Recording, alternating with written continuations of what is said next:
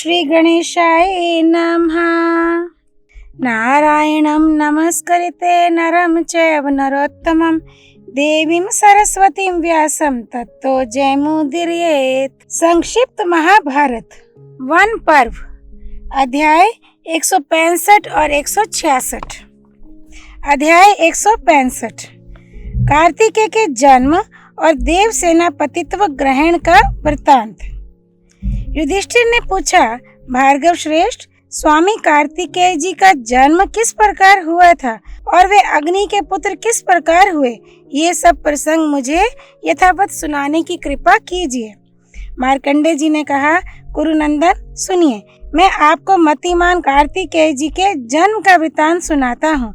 पूर्व काल में देवता और असुर आपस में संग्राम ठानते रहते थे। उनमें सदा ही घोर रूप वाले असुरों की देवताओं पर विजय होती थी। जब इंद्र ने बार बार अपनी सेना को नष्ट होते देखा तो वे मानस पर्वत पर जाकर एक श्रेष्ठ सेनापति प्राप्त करने के लिए विचार करने लगे।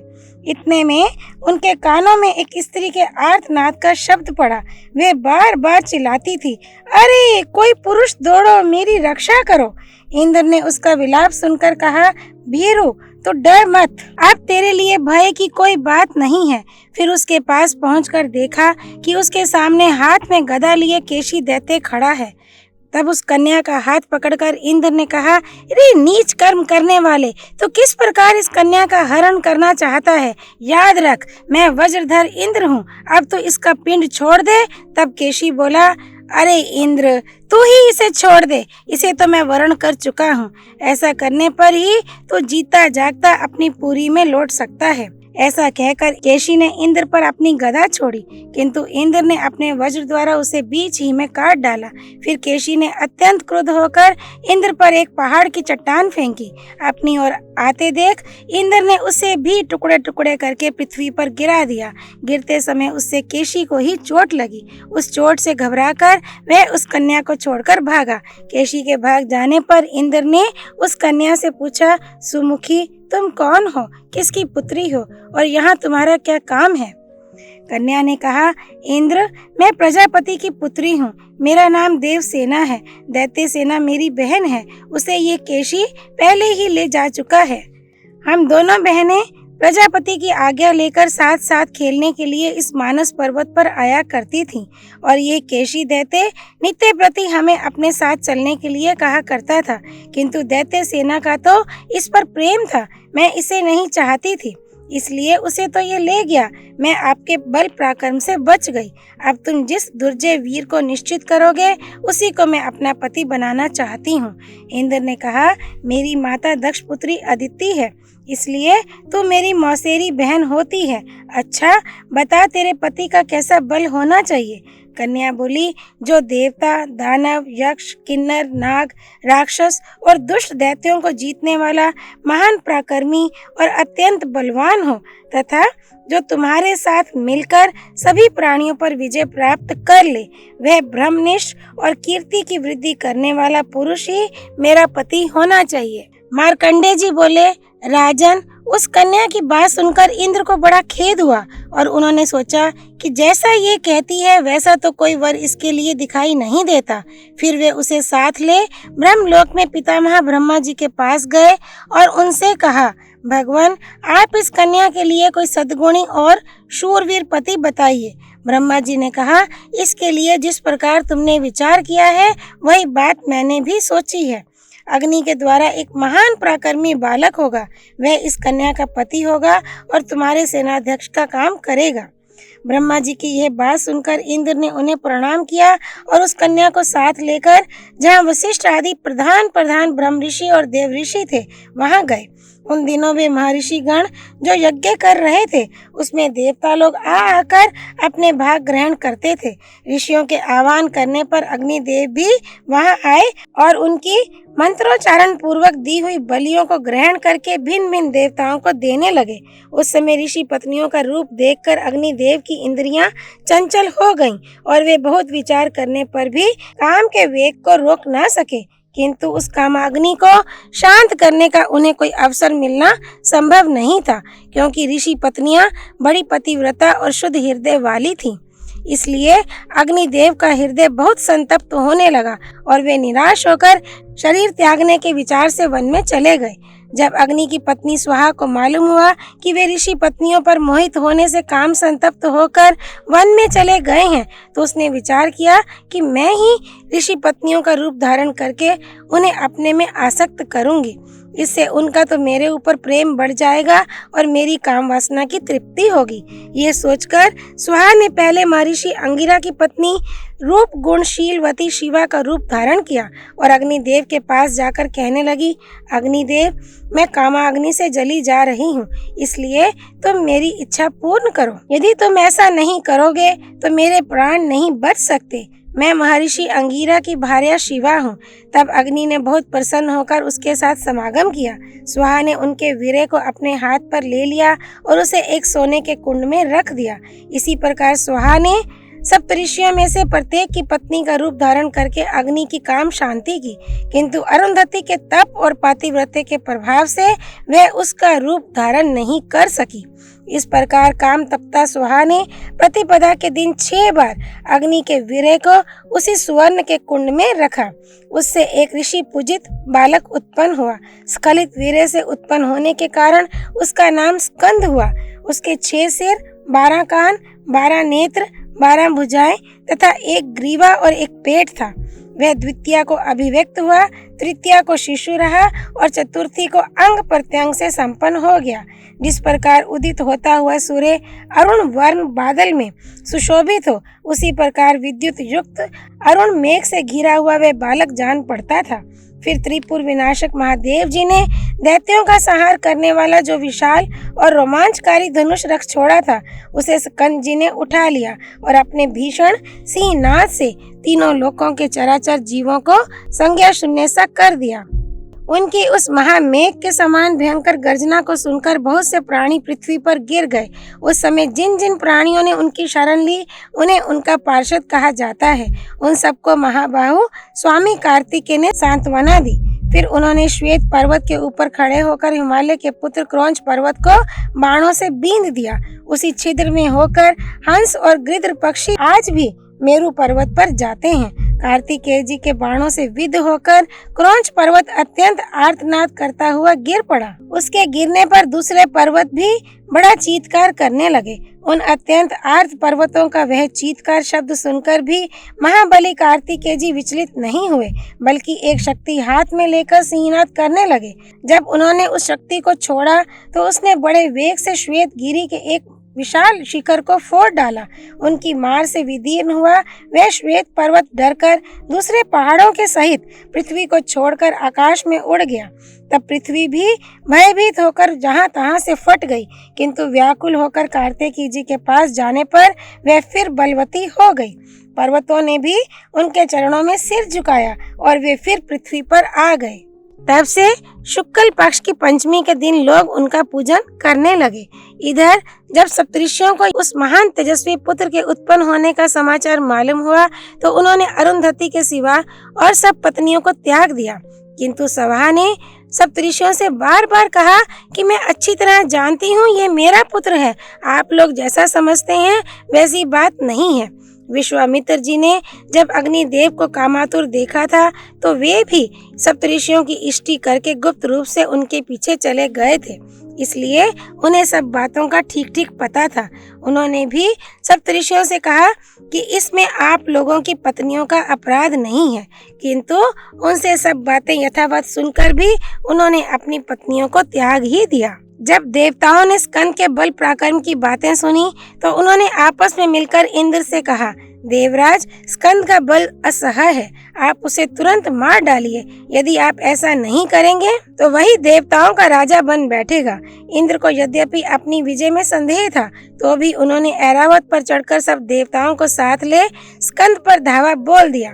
वहां पहुंचकर इंद्र तथा समस्त देवताओं ने भीषण सिंहनाद किया। उस शब्द को सुनकर कार्तिकेय जी ने भी समुद्र के समान बड़ी भारी गर्जना की।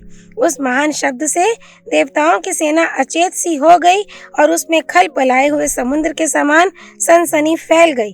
देवताओं को अपना वध करने के लिए आया देख अग्नि कुमार कार्तिकेय ने कुपित होकर अपने मुख से अग्नि की धधकती हुई ज्वालाएं छोड़ी।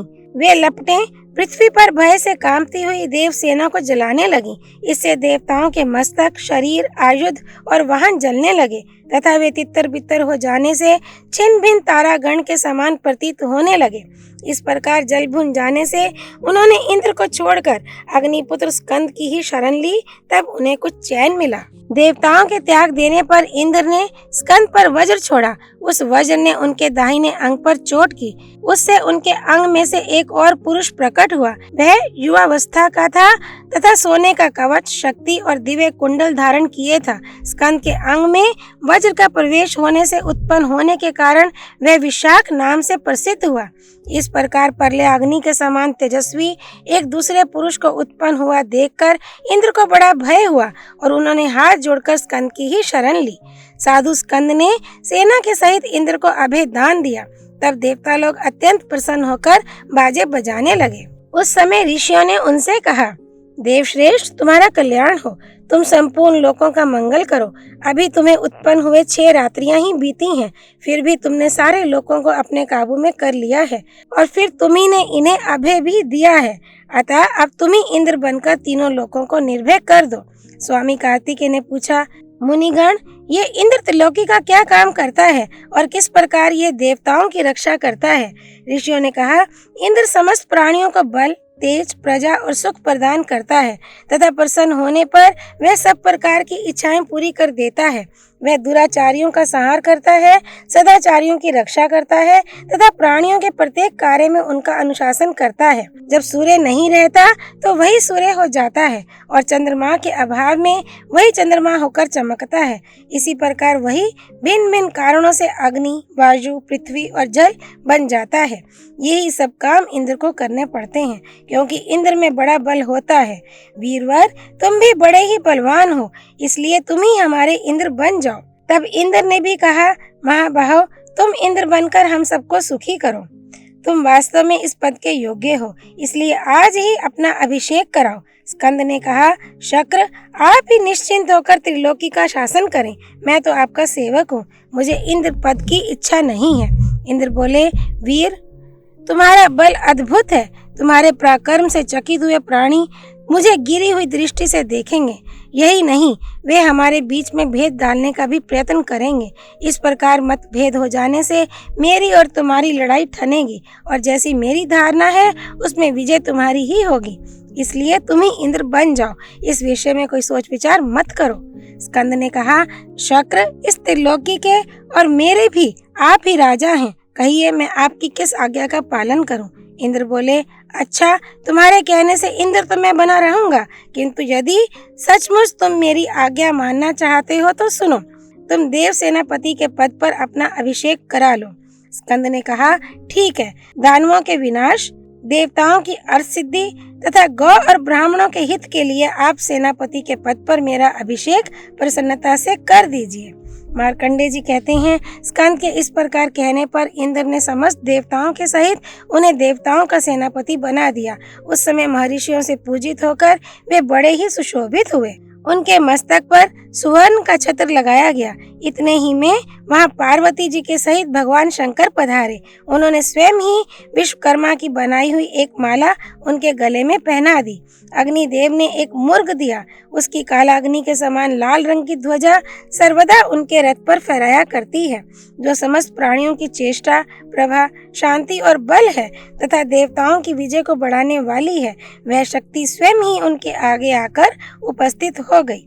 फिर उनके शरीर में जन्म के साथ उत्पन्न हुए कवच ने प्रवेश किया।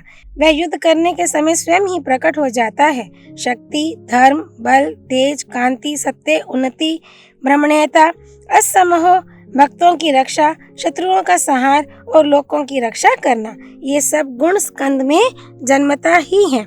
इस प्रकार सभी देवगणों ने उन्हें अपना सेनापति बना लिया।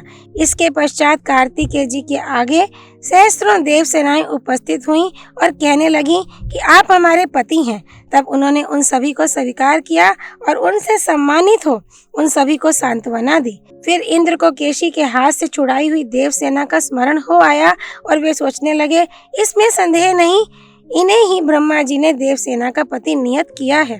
अतः वे वस्त्र अलंकारों से सुसज्जित कर उसे स्कंद के पास लाए और उनसे कहा, देवश्रेष्ठ, ब्रह्मा जी ने आपके जन्म से पहले ही इसे आपकी पत्नी निश्चित कर दिया है, इसलिए आप विधिवत मंत्रोच्चारण पूर्वक इसका पानी ग्रहण कीजिए।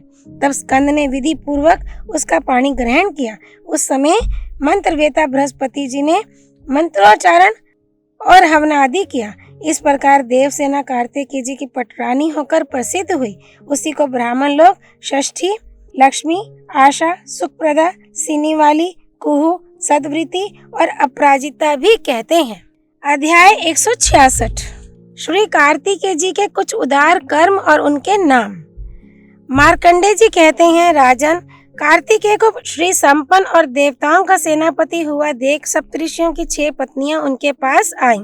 वे धर्मयुक्ता और व्रतशीला थीं, फिर भी ऋषियों ने उन्हें त्याग दिया था।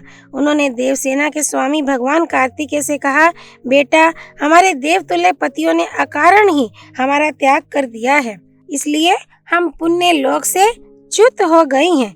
उन्हें किसी ने यह समझा दिया है कि हमसे ही तुम्हारा जन्म हुआ है, अतः हमारी सच्ची बात सुनकर तुम हमारी रक्षा करो।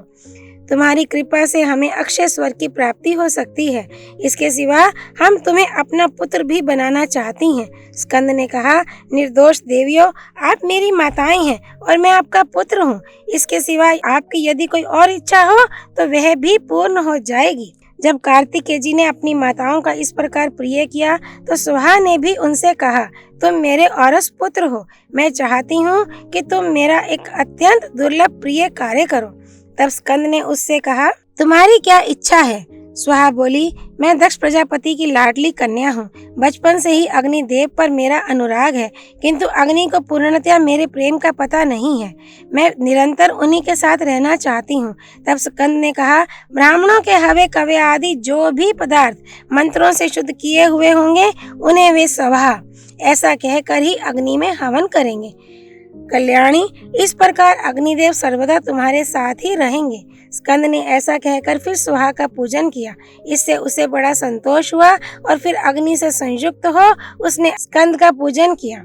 तदनंतर ब्रह्मा जी ने स्कंद से कहा, तुम अपने पिता त्रिपुर विनाशक महादेव जी के पास जाओ, क्योंकि संपूर्ण लोकों के हित के लिए भगवान रुद्र ने अग्नि में और उमा ने सभा में प्रवेश करके तुम्हें उत्पन्न किया है। ब्रह्मा जी की ये बात सुनकर श्री कार्तिकेय जी तथास्तु ऐसा कहकर महादेव जी के पास चले गए। मार्कंडेय जी कहते हैं, जिस समय इंद्र ने अग्नि कुमार कार्तिकेय जी को सेनापति के पद पर अभिषिक्त किया, उस समय भगवान शंकर अत्यंत प्रसन्न होकर पार्वती जी के सहित एक सूर्य के समान कांति वाले रथ में बैठकर भद्रवट को चले। उस समय गुहेकों के सहित श्री कुबेर जी पुष्पक विमान में बैठकर उनके आगे चलते थे। इंद्र ऐरावत पर चढ़कर देवताओं के सहित उनके पीछे चलते थे। उनकी दाहिनी ओर वसु और रुद्रों के सहित अनेकों अद्भुत देव सेनानी थे। यमराज भी मृत्यु के सहित उन्हीं के साथ थे। यमराज के पीछे भगवान शंकर का अत्यंत दारुण 3 नोकों वाला विजय नाम का त्रिशूल चलता था। उसके पीछे तरह तरह के जलचरों से घिरे हुए जलाधीश वरुण जी चल रहे थे। उस समय चंद्रमा ने महादेव जी के ऊपर श्वेत छत्र लगाया। वायु और अग्नि चमर लिए स्थित थे। उनके पीछे राज ऋषियों के सहित देवराज इंद्र स्तुति करके चलते थे। तब महादेव जी ने बड़ी उदारता से कार्तिकेय जी से कहा, तुम सर्वदा सावधानी से व्यूह की रक्षा करना। स्कंद ने कहा, भगवान, मैं उसकी रक्षा अवश्य करूंगा। इसके सिवा कोई और सेवा हो तो कहिए। श्री महादेव जी बोले, बेटा, काम करने के समय भी तुम मुझसे मिलते रहना। मेरे दर्शन और भक्ति से तुम्हारा परम कल्याण होगा। ऐसा कहकर उन्होंने कार्तिकेय जी को हृदय से लगाकर विदा किया। उनके विदा होते ही बड़ा भारी उत्पात होने लगा। उससे समस्त देवगण सहसा मोह में पड़ गए। नक्षत्रों के सहित आकाश जलने लगा। संसार मुग्ध सा हो गया। पृथ्वी डगमगाने और गड़गड़ाने लगी। जगत में अंधकार छा गया। इतने ही में वहां पर्वत और मेघों के समान अनेकों प्रकार के आयुधों से सुसज्जित बड़ी भयानक सेना दिखाई दी। वह बड़ी ही भीषण और असंख्य थी तथा अनेक प्रकार से कोलाहल कर रही थी। वह विकट वाहिनी सहसा भगवान शंकर और समस्त देवताओं पर टूट पड़ी तथा अनेकों प्रकार के बाण, पर्वत, शतघनी, प्रास, तलवार, परिघ और गदाओं की वर्षा करने लगी। उन भयंकर शस्त्रों की वर्षा से व्यथित होकर थोड़ी ही देर में देवताओं की सेना संग्राम छोड़कर भागने लगी। दानवों से पीड़ित होकर अपनी सेना को भागती देख देवराज इंद्र ने उसे ढाढ़स बंधाकर कहा, वीरों, भय छोड़कर अपने शस्त्र संभालो, तुम्हारा मंगल होगा। जरा पराक्रम दिखाने का साहस करो, तुम्हारा सब दुख दूर हो जाएगा। इन भयानक और दुशील दानवों को परास्त कर दो। आओ मेरे साथ मिलकर इन पर टूट पड़ो। इंद्र की बात सुनकर देवताओं को धीरज बंधा और वे इंद्र का आश्रय लेकर दानवों से युद्ध करने लगे। तब वे समस्त देवता और महाबली मरुत, साधे एवं वसुगण भी शत्रुओं से भिड़ गए तथा उनके छोड़े हुए अस्त्र शस्त्र और बाण दैत्यों के शरीर का भरपेट रुधिरपान करने लगे। बाणों की वर्षा से दानवों के शरीर छलनी हो गए और छितराए हुए बादलों के समान रणभूमि में सब ओर गिरने लगे। इस प्रकार देवताओं ने उस दानव सेना को अनेकों प्रकार के बाणों से व्यथित कर डाला और उसके पैर उखाड़ दिए। इतने ही में महिष नाम का एक दारुण दैत्य बड़ा भारी पर्वत लेकर देवताओं की ओर दौड़ा। उसे देखकर देवता भागने लगे, किंतु उसने पीछा करके भागते हुए देवताओं पर वह पहाड़ पटक दिया। उसके प्रहार से 10,000 योद्धा धराशायी हो गए। फिर महिषासुर दूसरे दानवों के सहित देवताओं पर टूट पड़ा। उसे अपनी ओर आते देख इंद्र के सहित सभी देवगण भागने लगे। तब क्रोधातुर महिषासुर फुर्ती से भगवान रुद्र के रथ के पास पहुंचा और उसका धुरा पकड़ लिया। ये देखकर श्री महादेव जी ने महिषासुर के संहार का संकल्प कर उसके काल रूप श्री कार्तिकेय जी का स्मरण किया। बस उसी समय कांतिमान कार्तिकेय रणभूमि में उपस्थित हो गए। वे क्रोध से सूर्य के समान तमतमा रहे थे। वे लाल वस्त्र पहने हुए थे, उनके गले में लाल रंग की मालाएं थीं, उनके रथ के घोड़े लाल थे। वे सुवर्ण का कवच धारण किए थे तथा सूर्य के समान सुनहरी कांति वाले रथ में विराजमान थे। उन्हें देखते ही दैत्यों की सेना मैदान छोड़कर भागने लगी। महाबली कार्तिकेय जी ने महिषासुर का नाश करने के लिए एक प्रज्वलित शक्ति छोड़ी। उसने छूटते ही उसका विशाल मस्तक काट डाला। सिर कटते ही महिषासुर प्राणहीन होकर पृथ्वी पर गिर गया। महिषासुर के पर्वत सदृश सिर ने गिरकर उत्तर कुरु देश का 16 योजन चौड़ा मार्ग रोक लिया। इसी प्रकार वह शक्ति बार बार छोड़े जाने पर सहस्त्रों शत्रुओं का संहार करके फिर कार्तिकेय जी के ही हाथ में लौट आती थी। इसी क्रम से कीर्तिमान कार्तिकेय जी ने अपने समस्त शत्रुओं को परास्त कर दिया, जैसे कि सूर्य अंधकार को, अग्नि वृक्षों को और वायु मेघों को नष्ट कर देता है। फिर उन्होंने भगवान शंकर को प्रणाम किया और देवताओं ने उनका पूजन किया। इससे वे किरण जाल मंडित सूर्य के समान सुशोभित हुए। तब इंद्र ने उन्हें आलिंगन करके कहा, कार्तिकेय जी, ये महिषासुर ब्रह्मा जी से वर प्राप्त किए हुए था, इसलिए सब देवता इसके लिए तृण के समान थे। सो आज आपने इसका वध कर दिया। इस प्रकार आपने देवताओं का एक बड़ा भारी कांटा निकाल दिया। इसके सिवा आपने और भी ऐसे ही सैकड़ों दानवों को रणांगण में गिरा दिया, जिन्होंने कि पहले हमें बड़े बड़े कष्ट दिए। देव, आप भगवान शंकर के समान ही संग्राम में अजय होंगे और ये आपका प्रथम पराक्रम प्रसिद्ध होगा। तीनों लोकों में आपकी अक्षय कीर्ति फैल जाएगी और हे महाभाव, सब देवता आपके अधीन रहेंगे। कार्तिकेय जी से ऐसा कहकर देवताओं के सहित इंद्र भगवान शिव की आज्ञा पाकर वहां से चल दिए। फिर महादेव जी ने अन्य देवताओं से कहा, तुम सब कार्तिकेय जी को मेरे ही समान मानना। ऐसा कहकर शिव जी भद्रवट को चले गए और देवता अपने अपने स्थानों को लौट आए।